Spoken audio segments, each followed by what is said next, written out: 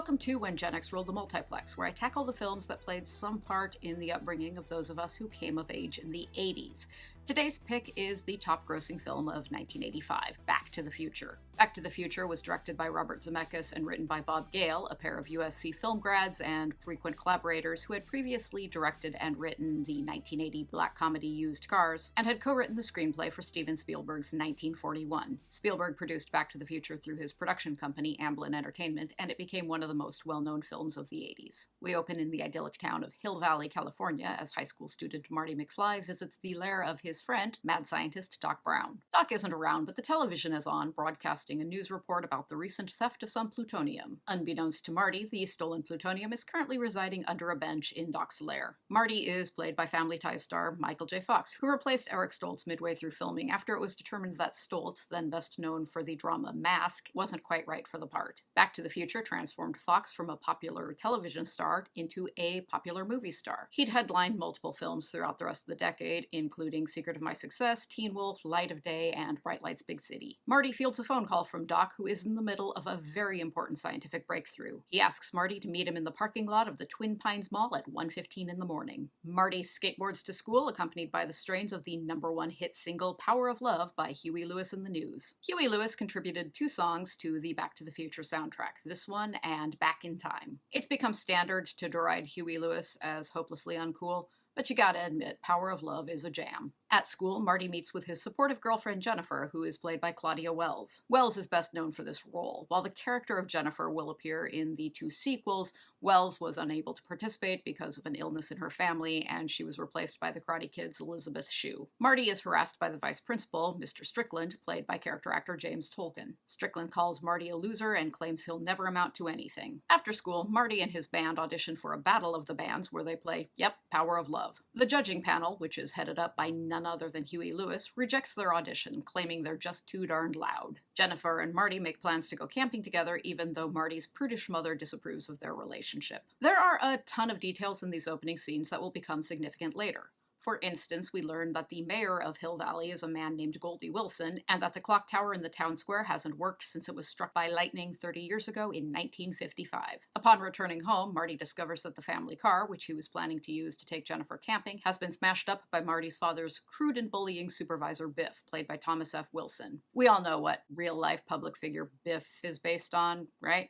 I don't have to open that can of worms, do I? Marty's father, George, is nebbish and nerdy, complete with slicked back hair, heavy glasses, a pocket protector, and a ton of nervous tics. He's played by the boundlessly strange Crispin Glover, who'd go on to make an impact with his intense performance in the moody 1986 teen drama River's Edge. Glover didn't appear in the 2 Back to the Future sequels, and indeed successfully sued the production for disguising actor Jeffrey Weissman with heavy prosthetics to make it seem as though Glover appeared in Back to the Future 2. Marty has dinner with his family, which includes his frumpy and boozy mother, Lorraine. Lorraine is played by Lea Thomspon, then known for All the Right Moves and Red Dawn, who would become a fixture in the 80s with big roles in Some Kind of Wonderful, Space Camp, and, regrettably, Howard the Duck. I love Lea Thomspon. She has crackerjack comic timing, and she's the best thing about Howard the Duck, but she is not enough to save that terrible film all by herself. We also meet Marty's older brother Dave, played by Mark McClure, Jimmy Olsen in the Christopher Reeve Superman films, and his sister Linda, played by the late Wendy Jo Sperber, who starred with a very young Tom Hanks in the sitcom Bosom Buddies. Lorraine tells her children the story of how she and George met. Her father hit George with his car, Lorraine nursed him to health, and they fell in love at the Enchantment Under the Sea dance on the night of the lightning storm that struck the clock tower. At 1:15 a.m., Marty arrives at the Twin Pines Mall, where Doc Brown triumphantly shows off his scientific achievement. He has retrofitted a DMC DeLorean into a time machine using the missing plutonium,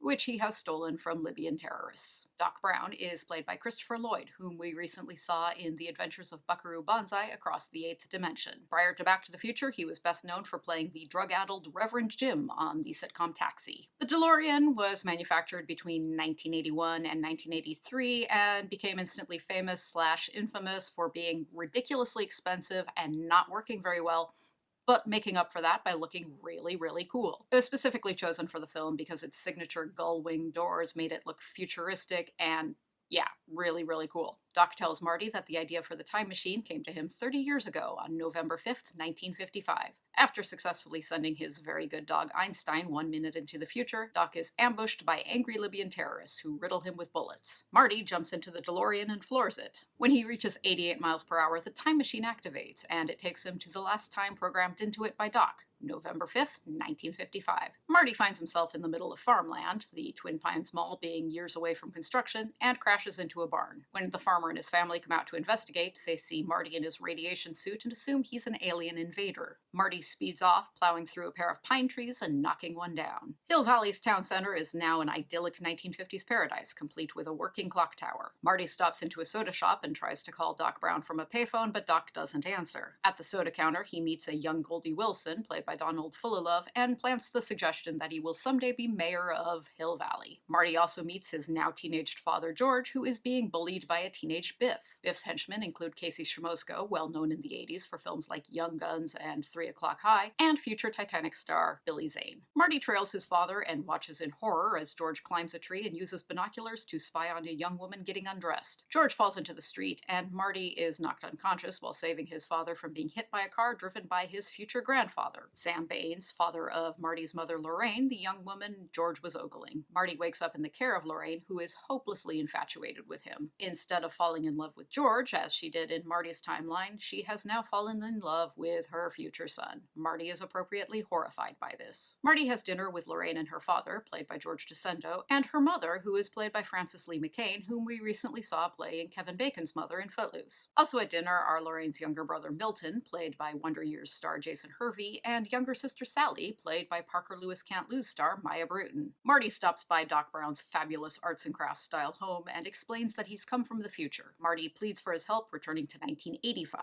Doc doesn't have access to plutonium, but after Marty tells him about the bolt of lightning due to strike the clock tower in a few days, he suggests harnessing the lightning to power the DeLorean. Marty shows Doc a photograph of his siblings, and we see that his brother is beginning to fade away. Marty has disrupted the natural course of time by preventing his parents from falling in love. Doc orders Marty to make sure Lorraine and George fall in love at the Enchantment Under the Sea dance to make sure Marty has a future to return to. So Marty shows up at high school and sees his father being bullied by Mr. Strickland, just like Marty himself would be bullied 30 years later. Marty tries to maneuver George and Lorraine together, but Lorraine only has eyes for Marty. Despite Marty's best efforts, George is too afraid of rejection to ask Lorraine to the dance. George is a huge pulp sci-fi fanatic, so Marty poses as an alien invader, then breaks into George's bedroom at night, blasts some loud and cacophonous guitar music by Eddie Van Halen on his Walkman to terrify and disorient him, and orders George to take Lorraine to the dance. With Marty's coaching, George works up the courage to sweet-talk Lorraine at the soda counter, but he's intimidated by Biff. When Marty challenges Biff, Biff and his goons chase him through town. Marty invents skateboarding, and somehow Biff ends up covered in manure. Marty's bravado in the face of danger and his way cool skateboarding moves make Lorraine fall deeper in love with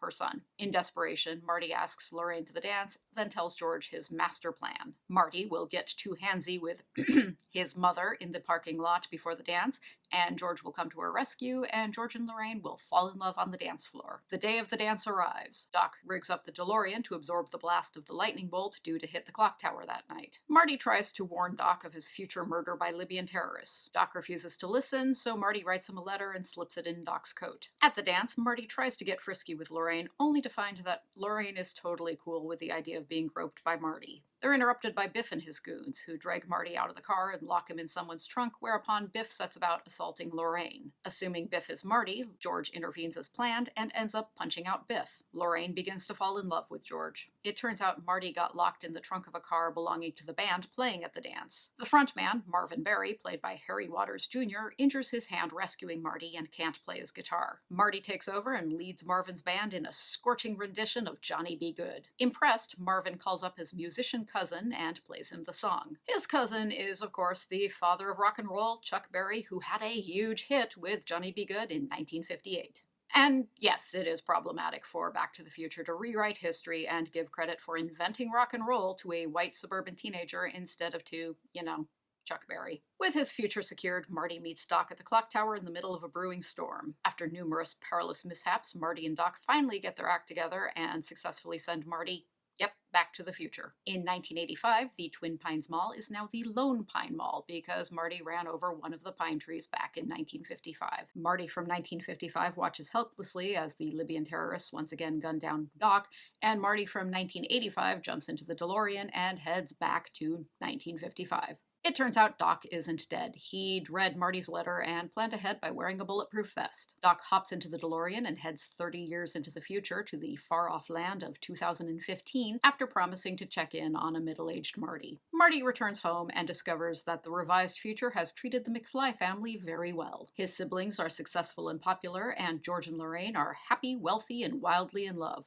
Biff is now subservient to George, who has published his first science fiction novel. As Marty and Jennifer get ready for their camping trip, they're interrupted by Doc, who whisks them off to 2015 in the now flying DeLorean so that they can help him solve a dire emergency involving their children. We fade to credits, having been perfectly set up for the first of 2 sequels. Back to the Future 2 came out in 1989 and was largely set in 2015, whereas Back to the Future 3, released in 1990, was set in 1885. In the early 90s, there was also a Back to the Future Saturday morning cartoon, because of course there was. A Back to the Future stage musical opened at the Manchester Opera House in early 2020 in preparation for a future West End run, but closed prematurely due to COVID-19. IMDb trivia tells me that Bob Gale's screenplay for Back to the Future is studied by students in the screenwriting program at USC's Film School as an example of the perfect script. USC Film School screenwriting graduate, right here, BFA, 1995.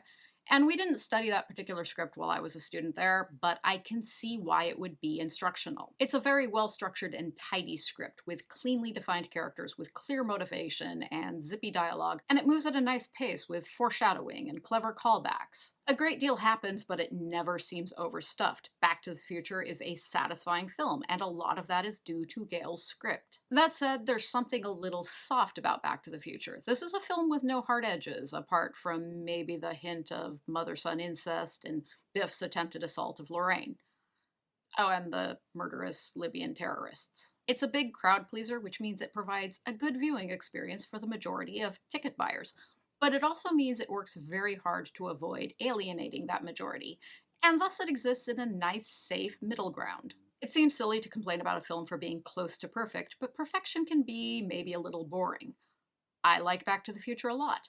I think fondly of it, but I don't think about it that often. Here in 2020, one of the most interesting aspects of Back to the Future is the way it shows how the 1980s idealized and fetishized the 1950s. Hill Valley in 1955 is cleaner and more wholesome than it is in 1985. In 1985, the clock tower is broken, transients are sleeping on park benches, and the movie theater is showing porn. Also, apparently it's a hotbed of plutonium-stealing Libyan terrorists. Obviously, the 1950s had its share of huge problems, particularly in the realm of civil rights. None of that is addressed in this cheerful and comforting popcorn movie, which treats the 1950s as a time of post-war innocence, with soda counters and school dances and the advent of rock and roll. After the instability of the 60s and 70s, many in the 80s looked back in fondness at what they perceived as a more peaceful and optimistic time, and there was an attempt to recapture that feeling. A 1950s movie star was elected president. 50s-style diners became popular. Music acts like the Stray Cats drew inspiration from the look and sound of 1950s rock and roll. Here in 2020, we idealize the 1980s in the same way, and obviously I'm more guilty of that than most.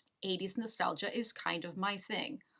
But it's not just me. Just a minute ago, I mentioned a brand new West End musical based on Back to the Future, and even if you'd never heard of it before today, I bet its existence did not come as any kind of surprise to you, because now that all of us Gen Xers are middle-aged adults, we are compulsively resurrecting everything we loved in our younger years because it comforts us to revisit them. We view the 1980s through the same warm, gentle haze of nostalgia as baby boomers like Robert Zemeckis and Bob Gale viewed the 1950s, which led to the creation of the peaceful utopia of 1955 Hill Valley.